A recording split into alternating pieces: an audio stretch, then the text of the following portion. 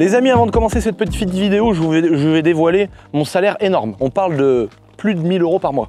Alors attention, vous n'êtes pas prêts, mais je vais tout vous dévoiler, vous expliquer les détails, le pourquoi du comment. M346 à gagner. Qu'est-ce que t'en penses, mon petit Hugo? Magnifique. Bah non, toi tu roules en RS3, frère. Non, mais hors toi. Maintenant, frère, plus rien à chier. Alors, ça, tu vas regarder ça, tu vas dire, pff, pas ouf. Intérieur rouge, boîte manuelle, toit ouvrant. 9 dans le papier, petite déco Starfobar. Il y a un petit t-shirt, commencez pas à m'insulter, ouais les concours, je sais pas quoi. Tous les ans on sort un t-shirt, d'habitude il n'y a pas de voiture à gagner. L'année dernière on l'a fait, après on en a fait un autre, on avait mis le même t-shirt. On en a vendu 22 000 sans faire gagner une voiture. Donc commencez pas à m'insulter parce qu'on rajoute une voiture. Dans tous les cas on les vend les t-shirts. Donc là, l'année dernière on a rajouté la M336, cette année c'est la M3E46 les amis. C'est pour vous faire kiffer. On aurait pu faire un truc où on gagnait de l'argent vraiment, où on mettait une voiture de ouf. Ça, je m'amuse à faire des trucs de ouf. En me lançant des nouveaux défis tous les ans. Ce sera l'année prochaine, vous allez kiffer, vous inquiétez pas, je serai encore là, on fera encore mieux. Comme d'habitude, on remet toujours la barre plus haute, jusqu'à un jour où je vais me prendre une tôle, je vais perdre 10 millions, frère. Ça, je vais pleurer toute ma vie. Mais en tout cas, pour l'instant, ça va, vous kiffez, vous comprenez le délire. Là, c'est vraiment kiffé, M346, voilà, il y a un petit t-shirt. Nous, sur ces opérations-là, on essaie d'être rentable. C'est comme Halloween quand on fait livrer une tonne de bonbons dans les colis. C'est le kiff, le petit délire à la boiserie. En plus de ça, vous gardez un petit t-shirt qu'on a fait en design avec notre petit Chris de Starco. Il y a un petit pack, il y a tout ce que vous voulez, les amis, vous pouvez aller voir sur mon site, c'est jusqu'à dimanche minuit. Et puis le prochain t-shirt, il y en aura d'autres, mais le prochain, normalement, il n'y aura pas de voiture à gagner, c'est vrai en plus. Donc voilà. Et juste avant de vous parler de cette rémunération exorbitante, les amis, elle est à Nantes toute la semaine. Donc si vous voyez cette vidéo, jusqu'à samedi, elle sera devant notre magasin Shiftech et notre magasin MX Shop Moto à Nantes. Vous pourrez la voir, elle sera sur le parking. Vous pourrez aussi venir voir les petites bécanes et tout le bordel et vous faire un petit plaisir. Voilà, ça sera à Nantes. Ce bolide-là sera à Nantes.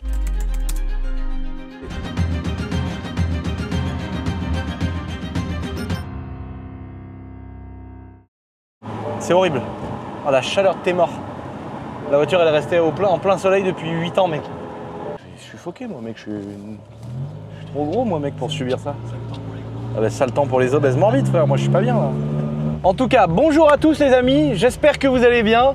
Nous, il fait 1000 fois trop chaud. Je rouvre cette porte, j'en peux plus. Oh, sympa, les petits fers forgés, t'as vu? Un peu ledge, parce que t'as vu, ça a bougé, là, mais sympa, le petit fer forgé du Seigneur. Là, nous, on a sorti la 520D pour l'occasion, les amis. On s'est fait plaisir. On a sorti la E60, on a sorti l'auto la plus moche que BMW ait produit, mais en même temps une des plus mythiques. Je sais pas si t'entends ce que je veux dire. Ah, je sais pas si t'entends, mais... Oh tu la vois, mec? Tu te dis, mais c'est quoi ce taxi avec son 2 litres diesel? C'est une voiture de taxi. Elle est d'une vilaineté incroyable, cette bagnole. Mais en même temps, 507 chevaux d'origine, V10 5 litres. Boîte moteur défunt, une boîte qui a 200 ans, mais on kiffe, on est là, on kiffe. Et les petits jeunes, ils kiffent aussi, frère. Bah, vous allez à la piscine ou quoi? Chaud, chaud, chaud! On va aller devant l'église à côté de notre village là-bas. Donc là, on est sur une M5 V10, les amis, boîte manuelle robotisée. Donc là, c'est vraiment du kiff, tu vois. Boîte manuelle robotisée, chaque rapport, il y a à peu près 2 générations. C'est toi qui passes la vitesse, mais quand la 4, elle s'engage, c'est ton fils qui est derrière le volant. En espérant que tu lui as légué ton patrimoine. Ce moteur, il est incroyable. Faut aimer, hein. Faut aimer une 60, hein. Je comprends. Hein. Mais voilà. Bon, en tout cas, c'est pas le sujet de la vidéo, les amis. On est sur la chaîne secondaire. Là, je suis en train de m'évader. À croire qu'on est sur la chaîne de l'autre connard de Cassos, de youtubeurs de merde. En tout cas, aujourd'hui, je voulais parler de plusieurs petites choses. On voulait parler de plusieurs petits points intéressants, les amis. Je reviendrai sur cette voiture plus en détail sur ma chaîne principale parce que pour ceux qui ont vu, c'était la M5 que j'avais il y a quelques mois. On a eu des problèmes, enfin bon, ça a été un peu une galère et tout. Donc je l'ai récupéré. Je vous expliquerai sur ma chaîne principale, voilà, il n'y a pas de galère. Personne n'a été lésé, évidemment. Toujours au détriment de ma trésorerie, frère. Je vous expliquerai ça sur ma chaîne principale. En tout cas, aujourd'hui, je voulais parler de plusieurs petites choses. On va faire une pré-vidéo aujourd'hui sur mon magasin de moto et sur mon magasin d'airsoft. Je voulais vous parler de 2-3 petits points importants sur cette chaîne secondaire. Je vous ai toujours parlé librement, en transparence de tout, les amis. Mais des fois, c'est au détriment de choses qui font chier. Il y a des vidéos où je vous parle des impôts parce que j'ai envie de vous parler en toute transparence, j'ai envie de vous décrire mon vrai parcours entrepreneurial, que ce soit dans les bons ou les mauvais côtés. Évidemment, ça pose des fois des problèmes parce que y a des gens qui récupèrent ces extraits de vidéos de ma chaîne secondaire et qui les rebalancent sur les vidéos mindset, mes couilles, branlette, Dubaï là. Le gros problème, c'est que c'est sorti de son contexte et les 3 quarts du temps, je passe pour un connard. Pourquoi je passe pour un connard? Parce que dans une vidéo vidéo où j'explique que je kiffe ma vie à 4000%, mais que si je devais me plaindre de quelque chose, ce serait des impôts. C'est-à-dire que la vidéo, c'est pas une vidéo où je me plains des impôts, où je suis là comme un mendiant en train de dire « Ah, c'est dégueulasse, pays de merde ». Ça me fait chier, oui, de payer autant d'impôts, de me faire voler ou de me faire racketter pendant des contrôles fiscaux. Mais tout est sorti de son contexte et du coup, bah, il n'y a qu'un moment où il y a une minute où j'en ai marre, je me plains des impôts, du coup je passe pour le gros connard qui fait des vidéos en avion devant son château et qui ose se plaindre des impôts. Mais même moi je le dis, même moi je me traite d'hypocrite, parce que je devrais pas en parler, je devrais pas en parler. Ah, pas de bonjour. On est en voiture, c'est un motard, allez vous les faire forte. Il n'y a rien à chercher. J'ai pas envie de me brider. J'ai pas envie d'arrêter de vous parler de certaines choses, mais je vais faire peut-être attention à ce que je dis sur ma chaîne secondaire désormais parce que ça me casse trop les couilles de voir des morceaux de moi sur TikTok qui me plaint des impôts. Et moi, quand je regarde le TikTok, j'ai envie de me dire mais c'est une ordure ce mec. On le connaît, on sait qu'il a tout ce qu'il veut et il ose se plaindre. Mais en fait, c'est sorti de son putain de contexte. Et ça m'énerve parce que du coup, ça force les gens comme moi à fermer sa gueule et à plus partager des choses comme ça sur Internet. Et sinon, il y a d'autres choses, par exemple, quand je vais parler de mes revenus. Il y a un mec, j'avais fait une vidéo où j'avais dit que j'avais payé 258 000 € d'impôts. Et il y a des mecs qui me démontent la gueule en disant « Mais c'est pas possible, c'est un menteur, mais qui t'a conseillé, mais grosse merde et tout ». Mais les mecs, en même temps, j'ai envie d'être d'accord avec eux. Parce qu'ils n'ont pas vu la vidéo en entière. Et le problème, c'est que tous ces enculés là sur TikTok qui reprennent nos vidéos, qui les coupent, qui prennent les 4 secondes, où tu sais, si tu dis « Oh là là, j'ai envie de défoncer le cul », et que d'un seul coup tu parles de ton petit chien, le mec il met un cut, oh j'ai envie de défoncer le cul d'un chien, bah tu passes pour un pédophile. Non, un zoophile. Et bah voilà. Et bah non, et bah c'est relou, tu vois. Et maintenant tu balances ça avec une petite IA là, ils te font dire ce que tu veux, tu vois. Et donc bon le problème c'est que moi je dis assez de conneries sans avoir besoin d'une IA. Mais en gros le problème qui est chiant c'est ça. Et du coup j'ai pas envie de me brider, donc maintenant je mettrai des gros disclaimers avant de parler de certains sujets. J'ai fait une vidéo où je disais que je me payais 2000 € par mois. Et là, ça a été repris sur TikTok. Regardez-moi ce mytho, il a fait comme je sais plus qui. Je crois que c'était Thibaut InShape à l'époque qui avait dit qu'il se payait 2000 €. Ça a fait polémique de ouf. Mais j'ai tout expliqué dans cette putain de vidéo. J'ai dit que je me payais 2000 € pour plus me faire défoncer par les impôts. Mais que par contre, je me prenais des gros dividendes d'enculé. Donc évidemment, si tu coupes la vidéo et que tu regardes, tu dis mais l'autre c'est un mythomane frère. Il se paye 2000 €, mais quel menteur! Non, je me paye pas. Enfin, oui, je me paye 2000 € de salaire, mais je me prends 1 million de dividendes à la fin de l'année. Voilà, c'est la vérité. Je vous mens pas. J'ai commencé à la période à peu près où j'avais, je sais pas, 80 000 abonnés, 100 000 abonnés. C'est la période où j'avais la vraie vie de youtubeur. Ça veut dire, je me levais à 11 h du mat, midi, ça travaillait l'après-midi, ça arrêtait à 17-18 h, on allait à l'Emirates, on fumait des chiches. Moi, j'avais le temps de répondre à toutes les meufs qui m'écrivaient, je niquais la plupart. La vraie vie de youtubeur. Bon, en gros, on avait une vie cool et je gagnais 5000 balles par mois. Enfin, je sais pas, moi, dans ma tête, déjà, j'avais l'impression, c'était plus ouf dans ma tête à l'époque. Oh, petit prout. De gagner 5000 € que d'aujourd'hui gagner l'argent que je gagne. Parce qu'à l'époque, ça faisait que quelques années que je sortais du mobil-home, où moi, mon plus gros salaire, c'était 1400 € net chez Kawasaki. Et gagner 5000, moi, je connaissais des gens proches de mon entourage, dont une personne surtout, que je peux donner son nom, c'est Géraldine, que vous connaissez, qui a fait une grosse carrière chez un vendeur auto. Elle avait des dizaines et des dizaines de personnes sous ses ordres. Heureusement qu'on a des mairies encore comme la nôtre, qui entretiennent tous ces monuments, gros. C'est tellement rare.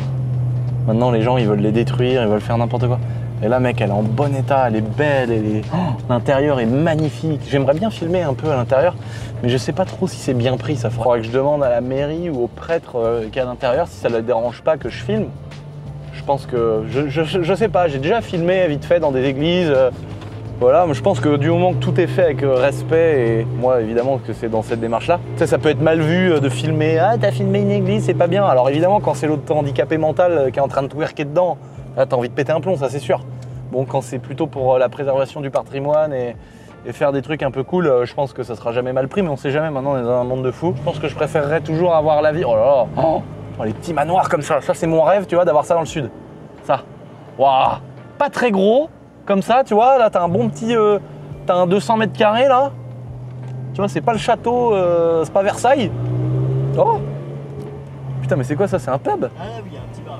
Oh, pardon. C'est un petit pub, gros. En gros, c'est le Black Shelter, mais de chez nous, quoi. Ouais. C'est le Black Shelter.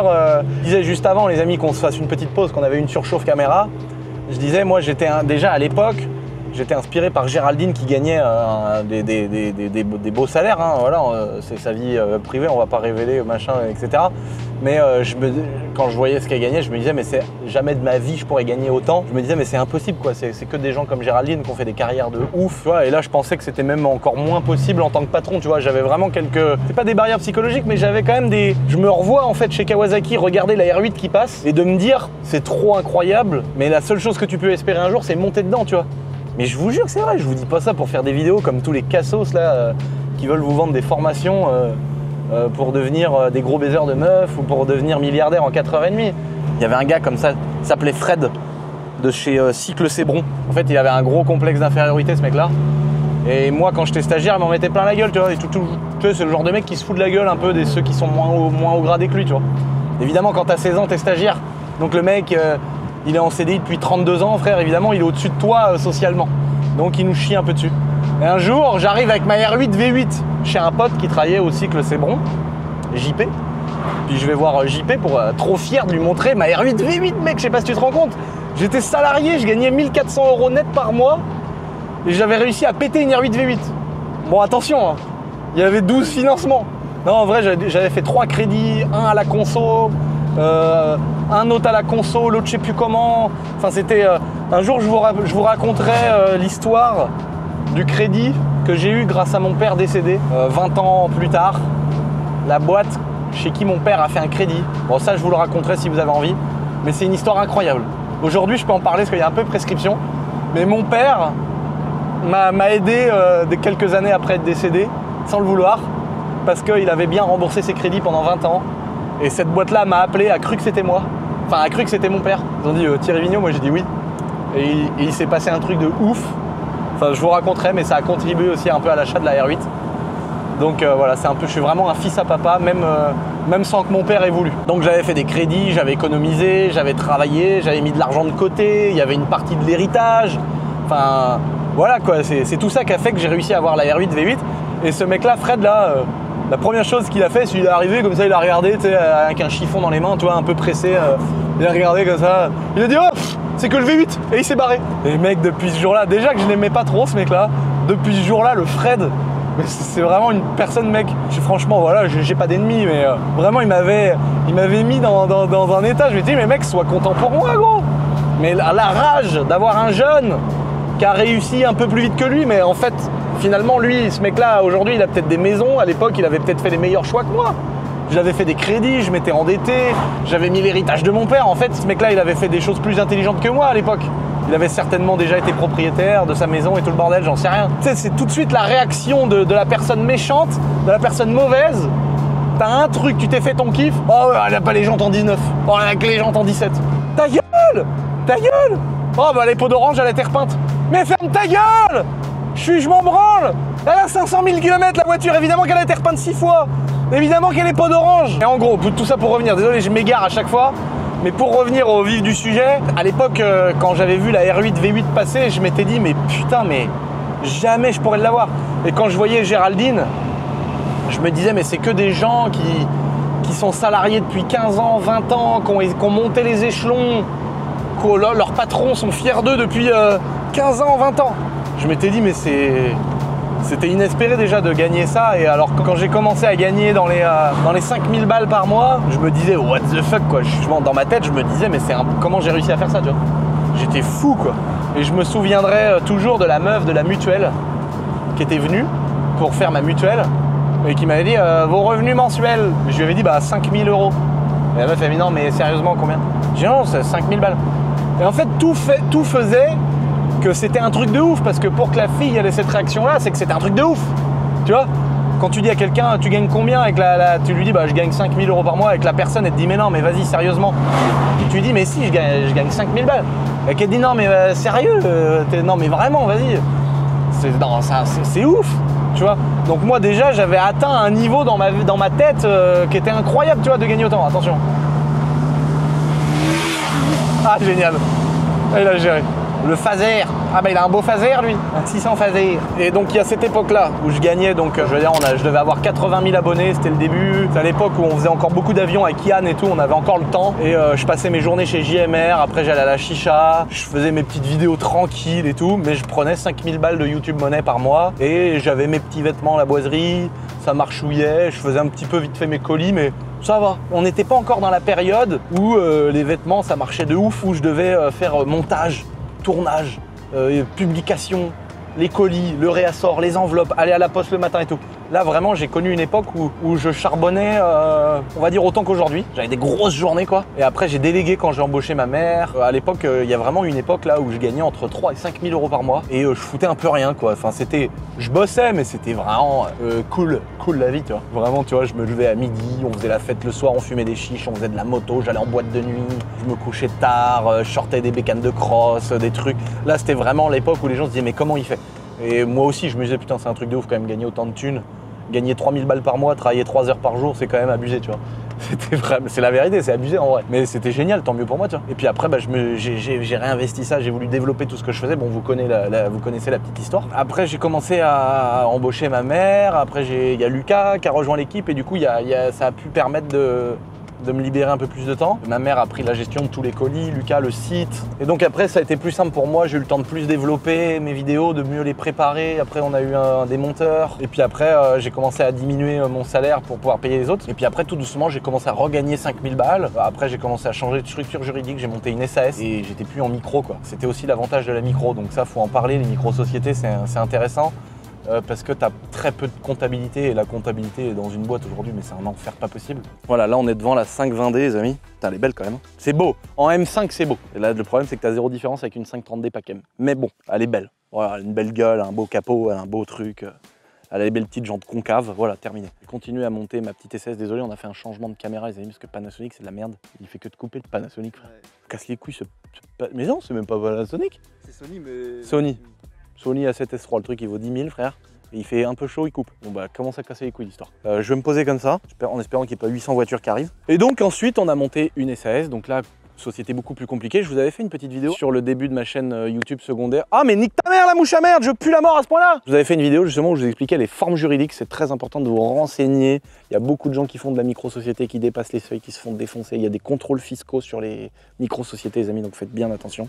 Allez voir un expert comptable, allez voir un comptable, renseignez-vous, regardez des vidéos sur YouTube avant de faire quoi que ce soit, c'est hyper important pour pas vous planter et pas avoir des grosses surprises. J'ai énormément de personnes de mon entourage, des gens avec qui on parle de ça, donc je peux pas forcément voilà, des abonnés qui m'envoient aussi des messages, mais rien que des gens avec qui je parle, des amis, des proches et tout, qui me disent ouais je suis en micro, je suis là au niveau de la compta, de la gestion.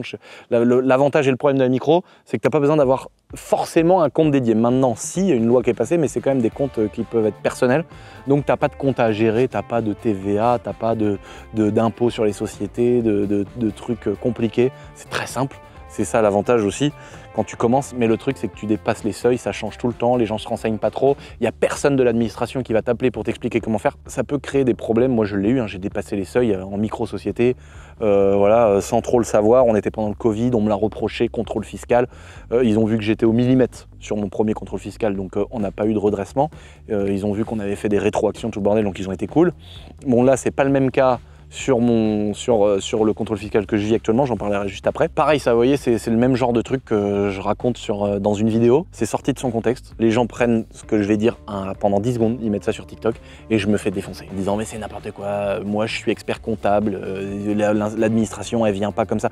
Vous savez pas les gars, si vous savez pas, parlez pas. Si vous avez jamais vécu de contrôle fiscal, donnez pas votre avis quoi. Et franchement, ou écoutez toute la vidéo, écoutez tout ce que je raconte avant, tout ce que je raconte après. J'explique tout, justement. Je suis transparent, je vous dis la vérité. Qu'est-ce que j'en ai à foutre de mentir sur Internet? J'en ai rien à péter. J'en ai rien à péter, moi. Ça m'apporte rien, j'ai rien à vendre. Même le truc qu'on avait à vendre, notre cercle, maintenant il est gratuit. Parce que je me suis fait défoncer aussi. Et d'ailleurs, si vous avez envie, les amis, vous pouvez toujours rejoindre le cercle, c'est gratos. C'est un vivier d'informations, voilà. Ceux qui veulent kiffer, allez-y. C'est gratos, vous n'avez rien à perdre. La seule chose que vous pouvez gagner, c'est des connaissances avec des gens qui ont des années et des années d'expérience et qui les relatent sur cette plateforme. Je peux rien vous proposer de plus. Et en gros, je me fais défoncer parce que j'avais dit que là, je me faisais racketter. C'est à la gueule du client, les gars, les contrôles fiscaux. Je vous jure que c'est vrai. Le premier contrôle fiscal, on est tombé sur un mec qui était super sympa. Bon, il était pro, il était carré, mais il faisait son taf, mais il était sympa, tu vois. Il m'a dit, bah franchement, bravo, je suis content qu'il y ait des jeunes comme vous qui fassiez attention, qui sont prudents dans les déclarations, etc. Je suis entouré de 5 comptables à temps plein. On a une boîte d'expertise comptable qui s'occupe de tous mes dossiers. On est carré au millimètre, les gars.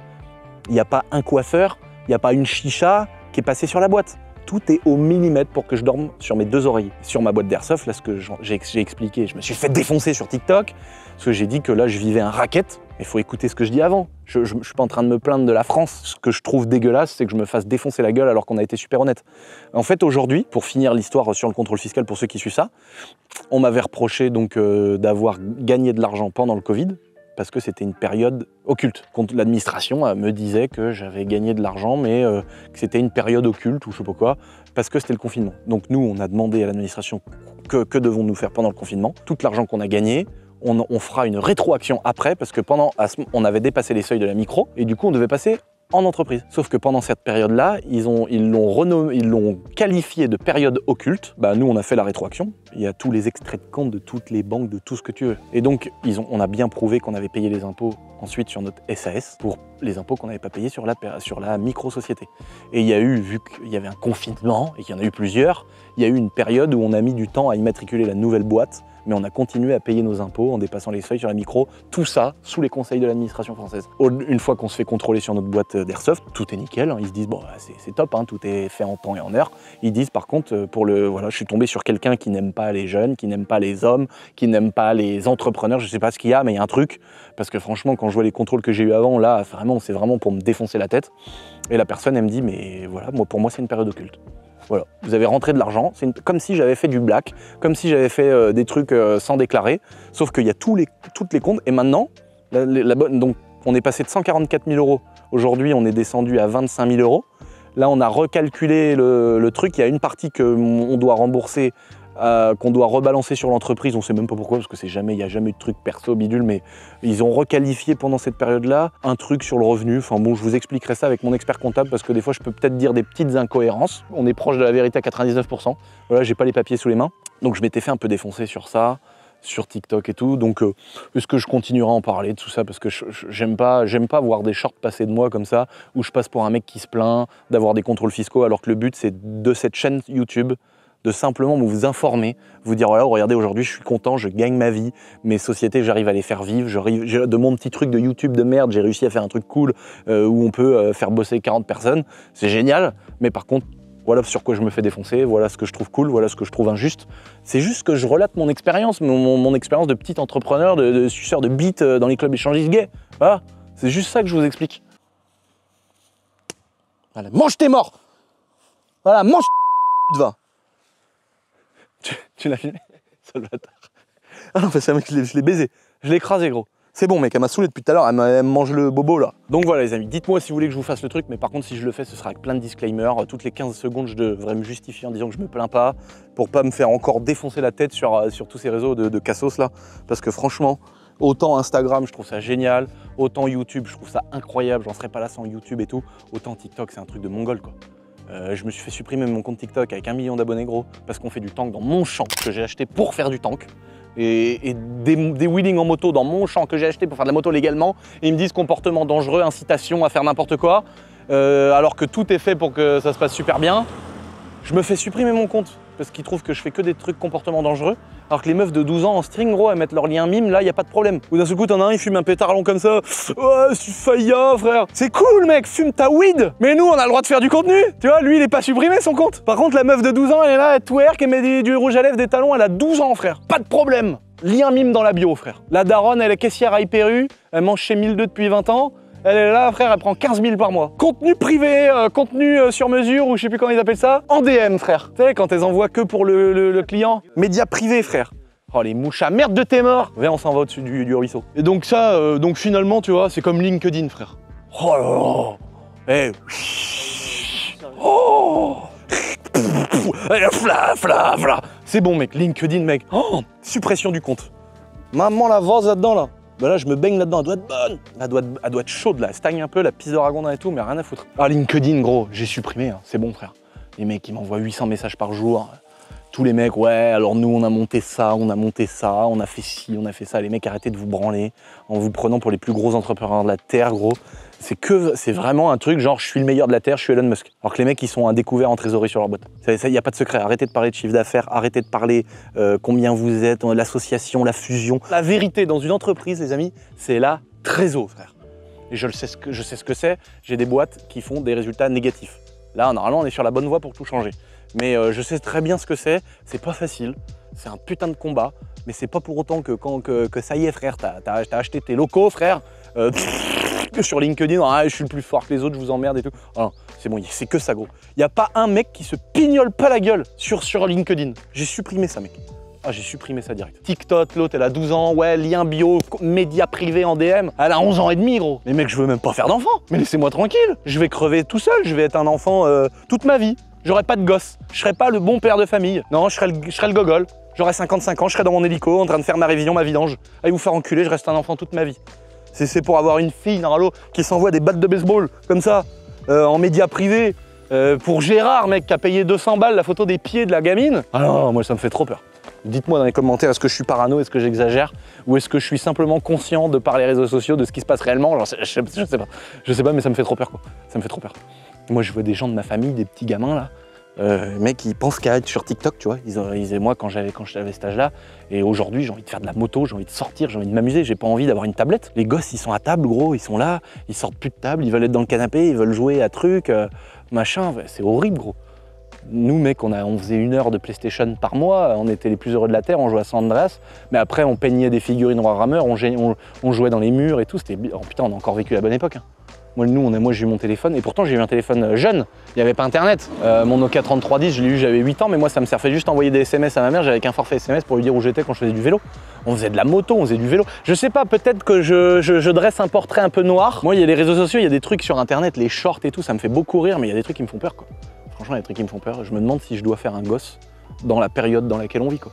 J'ai vraiment peur de faire un enfant, vraiment, ça je le pense vraiment. Peut-être que je suis con, peut-être que c'est la meilleure chose que je dois faire de ma vie. Pour être un gosse toute ma vie, j'ai une vie qui est un peu atypique. En vrai, tout ce que je fais, c'est différent de beaucoup de gens. Toutes les meufs qui vont me tourner autour, c'est des meufs qui sont soit intéressées, soit qui veulent snapper dans une Lambo, machin. Donc tu vois, comment faire un truc sérieux, comment avoir un gosse avec une nana.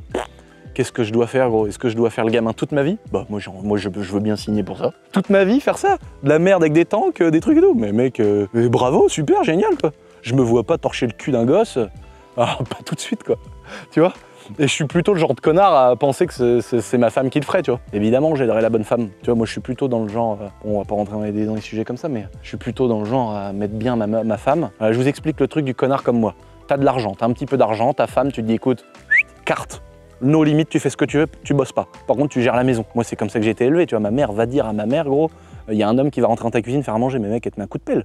Tu vois ce que je veux dire? Et c'est pas une question d'être féministe ou mes couilles ou je sais pas quoi, tu vois. Moi, je m'étais dit, bah, tu vois, je vais travailler assez pour pouvoir subvenir aux besoins de toute la famille, ce que je fais déjà aujourd'hui finalement. Et le jour où j'ai une femme, elle fait ça, elle s'occupe des gosses et tout. Mais sauf que moi, quand je serai en train de travailler, gros, comme ça qu'elle sera avec le prof de sport. Et l'autre, il sera là, ta grosse salope dans ma piscine, il la baisera ma femme. Clac, clac, il la baisera mieux que moi. C'est sûr. Voilà ce qui se passera. À vouloir mettre la femme à la maison. Eh non, la femme, faut qu'elle soit... faut lui laisser ce qu'elle veut faire. Pour moi, c'est ça. Faut pas attendre quelque chose de quelqu'un. Faut que la personne, elle ait envie de faire ce qu'elle veut. Faut qu'elle soit bien avec toi. Faut aller, voilà. Donc, je sais pas, je suis un peu perdu pour ça. Je vous avoue. Quoi faire? Est-ce que faire un enfant et tout? Mes couilles, frère. Bon, après, t'arrives en Aventador à l'école, tu te poses dans la cour de l'école en hélico pour aller chercher le gosse. C'est un peu stylé. Tu passes pour un connard, évidemment. Gros raciste, facho, tout ce que tu veux. Bon, en tout cas, par rapport à ma rémunération, parce que c'était quand même ça le sujet de la vidéo, les amis. Combien, là, c'est titre putaclic, vous avez vu, hein. Combien je gagne par mois, je vous dis tout. Et je vous dis tout depuis 6 ans, les potes. Donc déjà voilà. Qu'est-ce que je voulais dire? Ensuite, qu'est-ce que j'ai fait? J'ai monté mon entreprise, j'ai commencé à gagner un petit peu d'argent avec ma boîte. Sur YouTube, on a fait un petit peu de bénéfices. Qu'est-ce qui s'est passé? Je me suis dit, tiens, je vais me verser un salaire, mais comment ça se passe? En fonction de l'immatriculation de ma boîte, c'est en fonction de votre contexte. Est-ce que vous avez déjà des impôts payés sur le revenu et tout? Moi, j'avais pas trop d'immobilier. On voulait que la boîte paye pas trop d'IS. Donc, on avait essayé de faire le bon distinguo entre payer de l'IS et payer des charges sociales sur le salaire. Donc c'est pour ça que je me versais 10 000 balles par mois. Et c'est une grosse erreur finalement, parce que vaut mieux payer de l'IS et diminuer l'imposition sur les dividendes. Les dividendes, bon, pour vous donner un ordre d'idée, t'es 2 fois moins imposé à peu près. Quand tu prends des dividendes, t'as les 17,2, la CSG, tout le bordel. La flat tax du seigneur, et en gros ça coûte 30%. Ma seigneur, il a voulu m'écraser avec le tracteur. Est-ce qu'il a cru qu'on était dans son champ? On faisait une balade en moto et le mec a cru qu'on était en train de niquer ses pâtures, quoi. Alors qu'en fait pas du tout, on était sur le bord de la route dans un petit chemin. Et il est arrivé à fond avec son tracteur et tout. Ouais, yeah. J'ai dit oh gros, j'ai 50 hectares mec. Je crois que je vais aller niquer les champs d'un agriculteur, je défends les agriculteurs gros. Toute l'année, moi je suis un paysan frère, je suis de la campagne, laisse-moi tranquille, je vais pas aller niquer les champs d'un agriculteur. J'ai jamais fait ça de ma vie. Et l'autre, ouais, je connais Nico. Et on dit, ouais, bah moi je connais, je connais mon cousin moi. L'autre il est arrivé, tu sais, comme en pilant avec son tracteur. Mais comme si on n'allait pas lui tabasser la gueule. Tu sais, sont fous les gens mec, sont tarés. Gros mais quoi mec laisse-moi tranquille, j'ai pas envie d'aller en garde à vue, tu vois. Ou de prendre une branlée, tu vois, un jour on tombera sur plus fort que nous. Je suis déjà tombé d'ailleurs sur plus fort que moi. Ah, une fois j'ai fini comme ça, la gueule comme ça frère. Oh, dans tous les sens. L'autre, il avait 5 licences d'arts martiaux, mec, ça a duré 4 minutes. J'ai porté mes couilles. Ah, j'ai porté mes couilles. Par contre, frère, laisse tomber, dans l'état que j'étais. Tiens, mange tes morts. Allez, on se casse, ça m'a saoulé, frère. Ah non, mais c'est impossible de travailler dans des conditions comme ça. Ah, je la fais brûler, l'auto, rien à foutre. Moi, au début, j'y connaissais pas grand-chose, et donc je m'étais dit, tiens, je vais me payer... je vais prendre 10 000 balles de salaire, et on verra ce que ça donne. Je vais payer un peu, et puis c'est tout. Et donc en fait, finalement, ça représente à peu près, on va dire 50-60% de te prendre, quand par exemple, on va dire un truc en très gros, mais si tu te prends 10 000 balles, ça coûte pas le double, mais ça coûte vachement cher. Si tu comptes tout, ça coûte vachement cher. Si tu prends 10 000 euros de salaire, admettons ta boîte, elle va payer, je sais pas moi, 17 000, j'en sais rien, je dis une connerie, mais c'est beaucoup plus imposé que des dividendes où c'est 30%. Les dividendes, c'est à peu près un tiers. Par exemple, tu te prends 100 000 euros de dividendes à la fin de l'année sur ta société, ça va coûter 140 000 euros à ta boîte. À peine 140 000 euros, tu vois, on va dire un peu plus de 130 000 euros. Donc c'est beaucoup plus intéressant de te prendre des dividendes que de te les prendre en prime ou en augmentant le salaire. Donc c'est pour ça que je m'étais mis à 10 000 balles et après, je sais pas pourquoi, on avait calculé en fonction de... Parce que je commençais à avoir de l'immobilier et des revenus tous les mois d'immobilier, donc ça c'est compris dans ton revenu. Hein. Donc quand tu augmentes, par exemple, je sais pas moi, tu reçois 1 000 euros de location que tu as des maisons en location qui t'appartiennent à toi en nom propre, à titre personnel, et si par exemple tu perçois 1 000 euros par mois, c'est comme si c'était 1 000 euros de salaire, comme un CDI ou de 1 000 euros que tu te verses en tant que président d'entreprise. Donc c'est considéré comme des revenus. Et à la fin de l'année, tu es imposé aussi là-dessus. Donc par exemple, si tu veux pas changer ton imposition à la fin de l'année et que tu gagnes 3 000 euros par mois, si c'est ton entreprise, si tu te mets à gagner 1 000 balles par mois sur des biens locatifs, tu peux te diminuer de 1 000 euros par mois sur ton entreprise et tu continueras à payer les mêmes impôts en fin d'année. Et moi j'ai commencé à finir des travaux sur des maisons, en acheter plusieurs et tout, j'en ai acheté pas mal. Vraiment là, l'année dernière, l'année d'avant, j'ai acheté pas mal de maisons que je mets en loc et tout le bordel. Et donc ça me fait 1000 balles par-ci, 600 balles par-là, 500 balles par-là. Sauf qu'à la fin du mois, ça fait quand même pas mal de revenus qui s'ajoutent à des 10 000 balles que je me prenais. Et puis à la fin, on avait quand même un résultat qui était vachement positif, plusieurs millions d'euros de résultats positifs sur mon entreprise. Et donc si tu veux, tant dépenser l'argent pour toi perso, plutôt que plus ton résultat va être gros, plus tu payes des impôts. Et vu que moi je dépassais le seuil des 15% d'imposition, d'IS, j'étais rendu à payer 25% d'IS, comme aujourd'hui. Et donc tu as 25%, donc si tu as 1 million d'euros de résultats, tu dois 250 000 euros à l'État, à peu près. Sauf que là, moi j'avais 4 millions d'euros de résultats à peu près sur ma boîte, donc 4 millions d'euros de bénéfices nets, ça veut dire que tu donnes 1 million d'euros à l'État d'impôt sur les sociétés. Donc l'idée c'est de réduire le résultat de ta boîte, mais à un moment donné, réduire 4 millions c'est compliqué. Donc je m'étais dit, toute l'année je vais me verser des gros salaires, je paye de l'impôt, mais au moins je suis dedans, au moins tous les mois je prends 15-20 000 euros. Donc le plus gros montant que j'ai eu, c'était 20 000 euros, mais ça a duré que quelques mois parce qu'après je me suis dit c'est pas possible. J'ai payé mes impôts sur le revenu et en gros, voilà pourquoi je m'étais fait défoncer. J'avais pas dit que combien je gagnais et combien je m'étais versé en prime. Et j'avais dit que j'avais payé 258 000 euros d'impôts. Donc si tu payes 258 000 euros d'impôts, c'est que tu as à peu près 500 000 euros de revenus. Sauf que moi, si tu faisais le calcul, 10 000 fois 12, ça fait 120 000 et pas 500 000. Mais j'avais pas dit que j'avais pris des primes parce que ça a été coupé sur TikTok. Et ça, c'était dans la version entière de ma vidéo.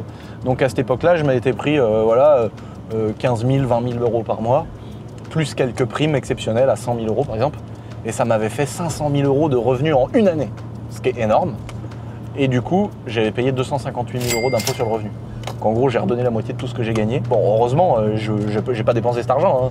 Elle est passée du compte de ma société à mon compte personnel et elle a été de côté. Donc si tu veux, j'ai rien dépensé. Mais quand il a fallu refoutre 250 000 balles d'impôt sur le revenu, ça m'avait bien cassé les couilles. Donc après, je m'étais dit, je vais vraiment optimiser ma rémunération.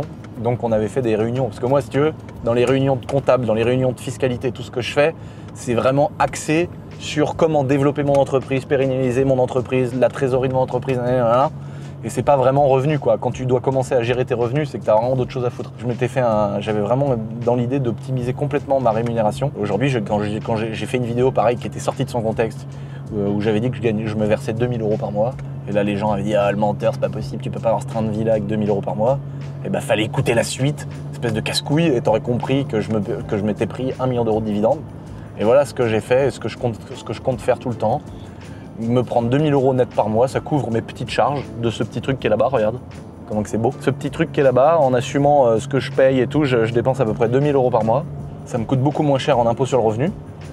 Là, on va tourner autour des... Bon, après, j'ai des revenus locatifs aussi. Hein. Donc, tout cumulé, je devrais payer 30-40 000 € d'impôt sur le revenu. Entre les revenus locatifs, mes 2000 € par mois de cette boîte-là. J'ai mis 2-3 billes, comme disent les professionnels. J'ai mis 2-3 billes dans d'autres business, dans des restaurants à l'étranger, tout ça. Donc ça, j'ai 2-3 petits sous qui tombent, mais c'est très light. Et j'ai aussi les calculs de bénéfices qui sont faits sur la bourse. J'ai aussi ça qui tombe, qui fait que je vais payer beaucoup moins d'impôts sur le revenu. Et évidemment, je me verse 2000 balles par mois. Par contre, l'idée, c'est qu'à la fin de l'année, je me verse 1 million € de dividendes. Donc évidemment, si tu remets ça au mois, mais c'est pas la même chose, c'est pas au mois, si tu veux. Si tu remets ça au mois, c'est un salaire énorme. Mais faut pas le voir comme ça parce que cet argent-là, à partir du moment où il va être versé sur mon compte, il va être investi directement. Il n'y a même pas, je me suis pété un petit million d'euros de dividendes à la fin de l'année. Et je me sors un petit 100 000, je pars en jet privé, je kiffe ma life. Non, pas du tout, frère. Optimisation, mec. Investissement. Revenu passif. Le reste, on s'en bat les couilles. Moi, ce que je veux, c'est que demain, tout puisse s'arrêter. Demain, il y a une nouvelle loi, il y a YouTube, il y a je sais pas quoi.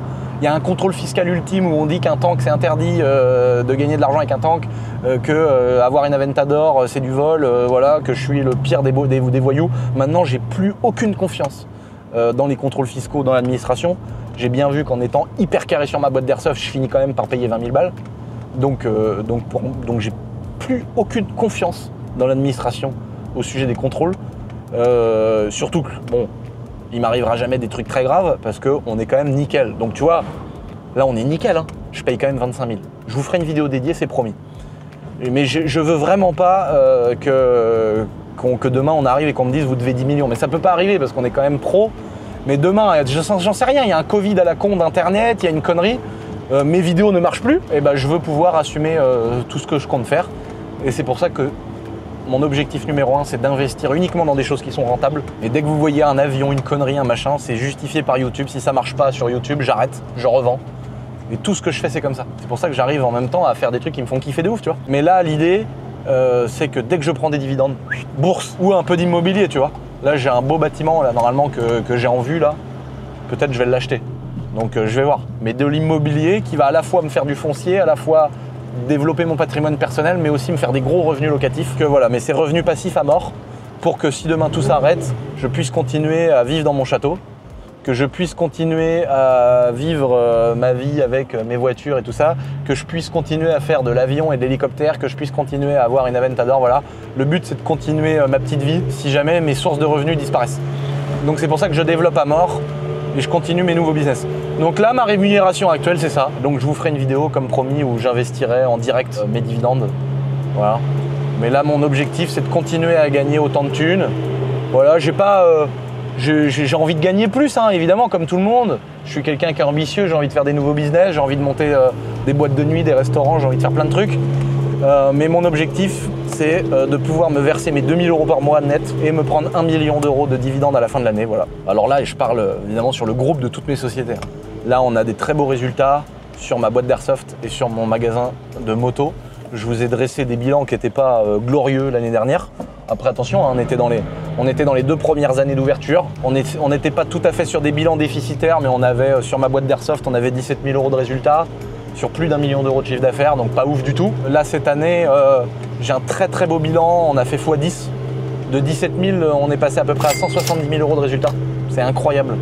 On a multiplié par 10 le résultat de la boîte, donc c'est génial, je suis trop content. On a tout réinvesti, j'ai toujours pas pris de salaire sur cette boîte, j'ai toujours pas fait de dépenses sur cette boîte. Ça fait 5 ans que j'ai ouvert cette société, ça fait 5 ans que je réinvestis 100% de mes bénéfices dans fidéliser mon équipe, le stock, le développement de ma boîte. Donc ça, c'est vraiment un challenge intéressant à partager sur YouTube. Je vais vous partager ça dans une vidéo qui va arriver dans les semaines à venir sur mon bilan 2023 sur ma boîte Essentiel Airsoft. J'ai aussi mon magasin de moto. On est à plus 83%, donc il y avait un réel problème. On l'a décelé, on l'a corrigé. On est en cours de rectification. On va faire on a 83% sur la marge et pratiquement x2 sur le chiffre d'affaires. Donc là, pareil, trop content de ce qu'on est en train de faire sur mon magasin, voilà. Mais bon, je me suis fait voler de l'argent. Bon, j'avais une équipe qui n'était pas à fond.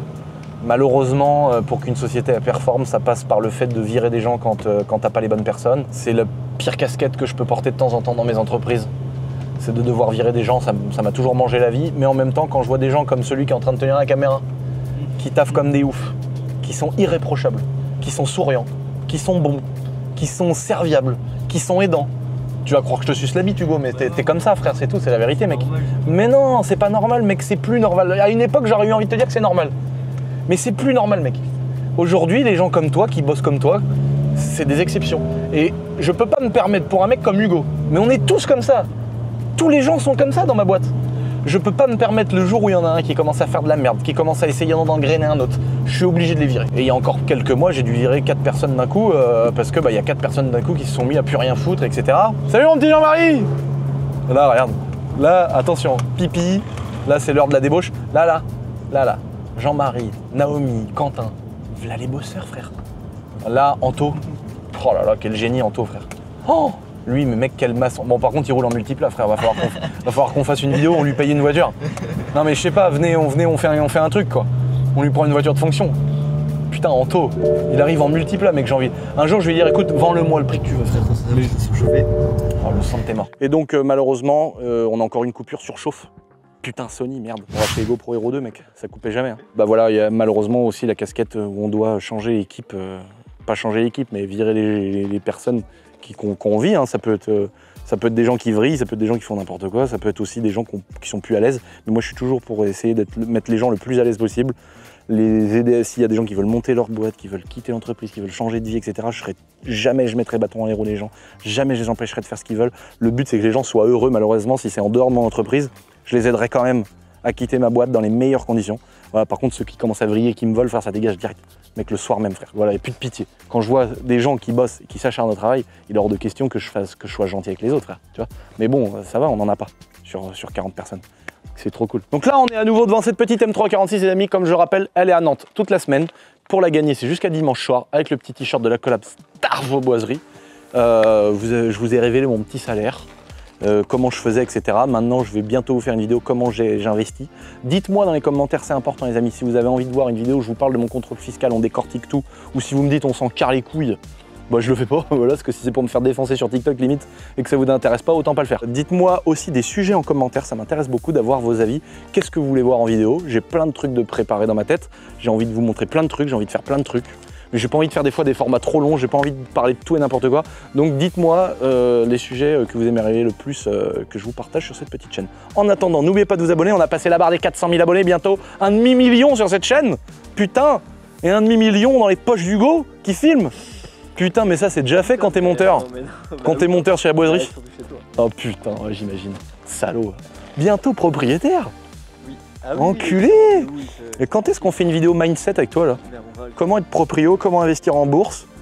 Voilà, pas de crypto, mais c'est pas une mauvaise chose. Non, pas de crypto. Ah, ça c'est une très bonne chose même. Hein. Très bon investissement de ne pas investir en crypto. Ouais, alors en ce moment, ça va, c'est pas la mort. Oui. Mais il y a une époque, il fallait pas investir. En tout cas, abonnez-vous les potes, si vous voulez voir la suite. On vous embrasse, on vous fait des bisous, plein de love. Et puis voilà, peut-être qu'un jour vous aurez le salaire d'Hugo. Je vous le souhaite en tout cas.